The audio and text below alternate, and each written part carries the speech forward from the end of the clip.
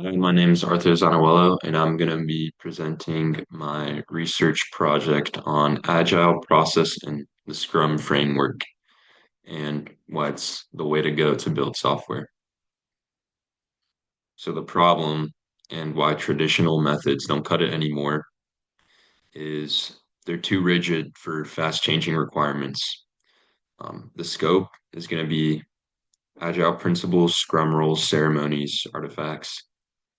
Um, Excluded are, deeper technical implementations and other agile variants. So the goal is to understand why Scrum has become the go-to framework in agile software development. And you can see there's a graph here, and for waterfall, the risk increases a lot as time goes by.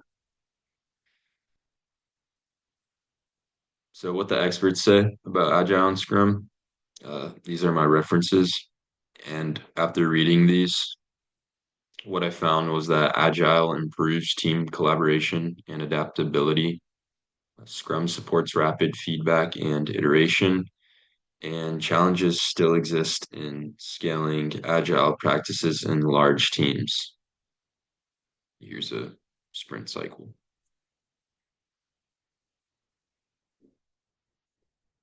So, strengths, weaknesses, and gray areas of, the Agile cycle. Increased stakeholder involvement and higher product quality through iterative feedback are the strengths. And the weaknesses are that it can be chaotic without disciplined teams, and roles can be confusing in small teams. Real world observations. Scrum works best when team members understand their roles deeply, and Agile is more of a mindset than a strict set of rules. So, what's my insight on this? Um, Scrum's structure is its superpower. It's what gives the team rhythm without rigidity. The daily stand-ups and sprint reviews create accountability and constant improvement. Uh, the academic studies match real-world agile transformation seen in tech startups and Fortune 500 companies. So, it does work. And then the bottom line is that it's a solid starter framework for teams new to Agile, offering both flexibility and structure. What surprised me most about Agile and Scrum, so fascinating fact, was that the Scrum framework was actually inspired by rugby strategies. It's like a thing they do. I think it's just literally called a Scrum.